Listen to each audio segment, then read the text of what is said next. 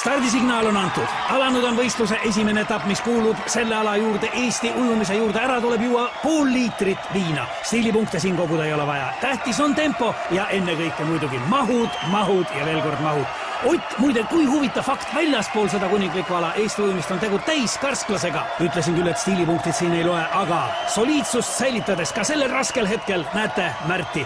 Ja siin, millises tempos liigub Ago. Happukurk, ainus lubatud abivahend. Kohtunikud on sellega hoolega üle vaadanud, et sinna ei oleks pistetud midagi, mis võiks võistlejaid aidata. Ja siin on näha, et võistlejad on üha rohkem teiseks etapiks, distantsiks valmis.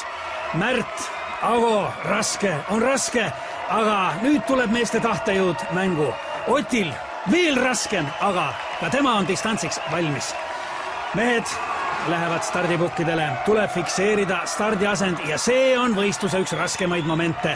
Võiks öelda, see ongi kogu jõukatsumise üks võtmehetki. Väga paljud on pidanud alla vanduma just selles faasis, aga nemad ei ole ka finaalis. Siin on ju 4 kõige kangemat, aga ka neil on raskusi. Kus on pukk? Kuhu minna? Ei ole kätes seda jõudu, ei ole jalgadeski. Aga tuleb minna.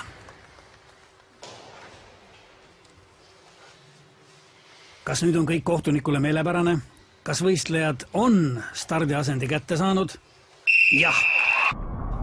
Kõlas vahestardisignaal. Väike hetk peataolekut, aga juba favoriit kogub ennast ja asub teele võidu suunas. Ago samal ajal stardipukilt lahkumata on mees põrandal ja see jäi tema viimaseks stardiks.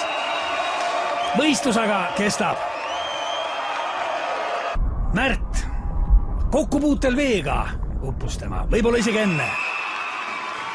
Indrek, suurmeister on startinud väga võimsalt, tõsi küll, suund ei ole päris see, mis ta olema peaks, aga see ei kahanda tema soorituse väärtust, soorituse sära. Taamal on näha, et üllatuslikult on rajal veel Ott Tartust, kes ujub koera, aga kuidas? Samal ajal publik elab sellega, et pidas lõpuni vastu. Rahvas on hullumas, ei ole kedagi, keda see draama ei jätaks ükskõikseks. Milline üllatus, millised emotsioonid, siin ei ole vaja enam ennast tagasi hoida ja Ott paneb hinge alla veel pool liitrit viina, see on juba traditsiooniline võiduviin. Ja mida teeb Ott? Kuhu läheb Ott?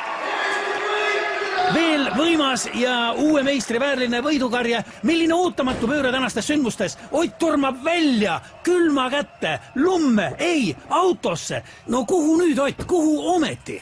Aga mida teeb Ott? Ott näitab, et suudab veel kiirendadagi liikudes ainult temale, ainult Otile Tartust. Mõistetaval trajektoori läks igaühel ole oma tee, aga niisiis nüüd. Jah, see on lõpp. Vapustav võistlus. Ott saab meistritiitli ja postuumselt ka Eesti ujumise kuulsuste halli. Teised mehed tulemust kirja ei saanud.